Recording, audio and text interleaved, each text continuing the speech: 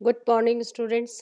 आज हम बहुत ही प्रासंगिक विषय के ऊपर चर्चा करने जा रहे हैं।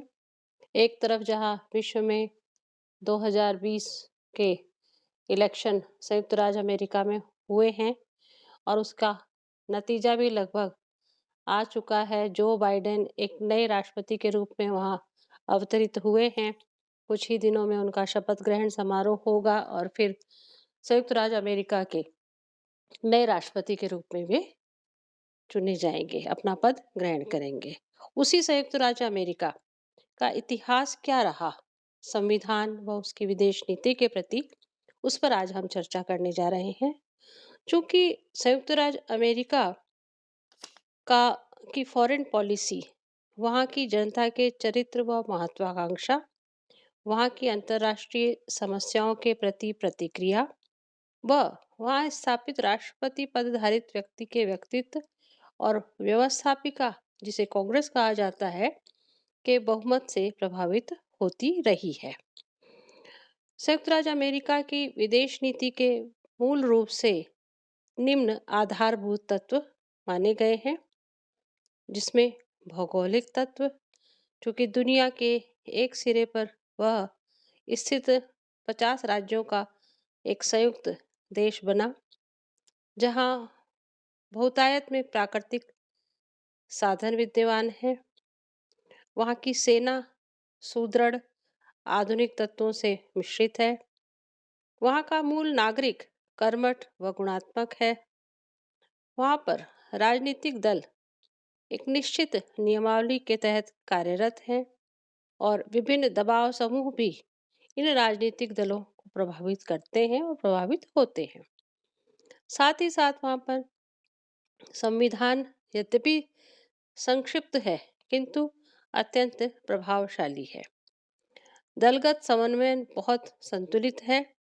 इन आधारभूत तत्वों के साथ साथ कुछ निश्चित उद्देश्य वहाँ की फॉरेन पॉलिसी के समक्ष विद्यमान रहते हैं, चाहे शासन किसी भी दल का हो, चाहे राष्ट्रपति कोई भी व्यक्ति हो।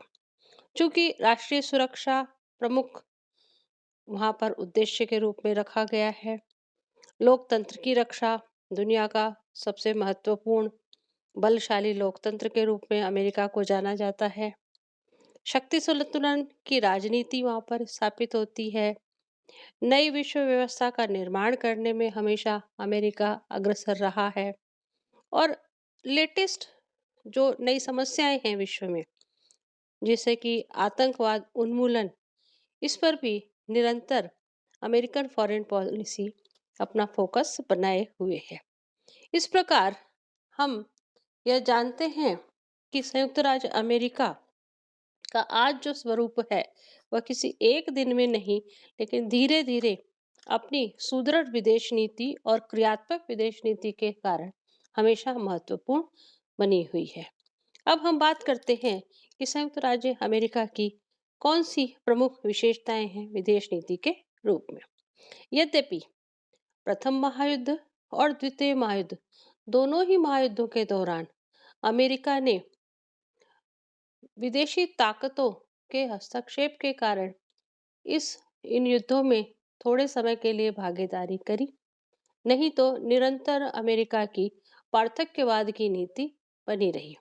लेकिन द्वितीय महायुद्ध के बाद अमेरिका एक सक्रिय अंतर्राष्ट्रीय राजनीति में भागीदारी करने लगा और पार्थक्यवाद की राजनीति को तिलांजलि दे दी।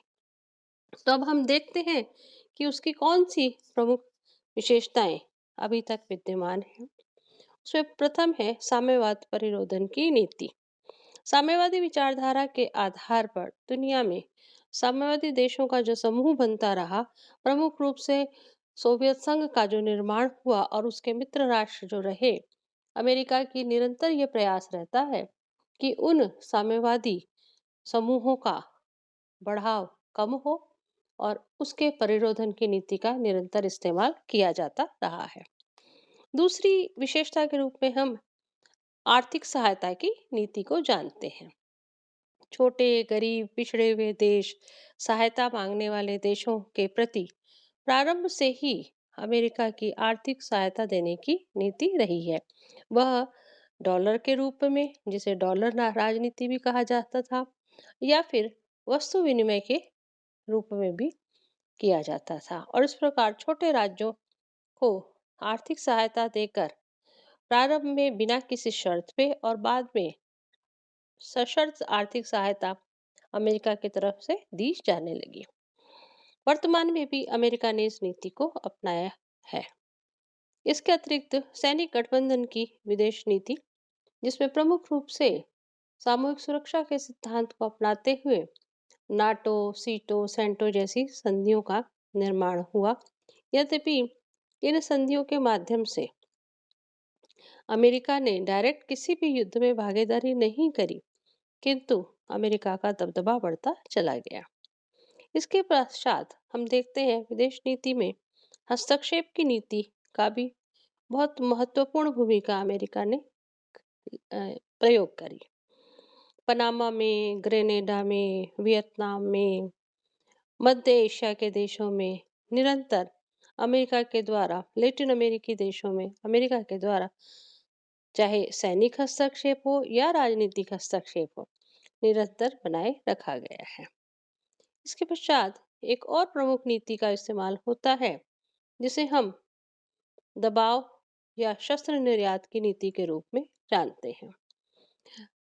शत्रु राज्य के प्रति या वह राज्य जो अमेरिका का विरोध करता है उसके प्रति उसके दुश्मन राज्यों का एक समूह बनाकर एक दबाव की नीति का इस्तेमाल निरंतर बनाए रखता है।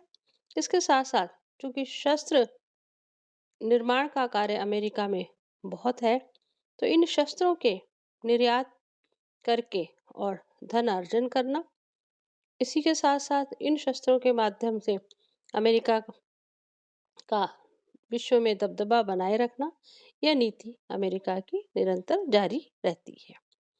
एक और नीति का अमेरिका के द्वारा प्रयोग किया जाता है, जिसको हम कहते हैं परमाणु अप्रसार की नीति।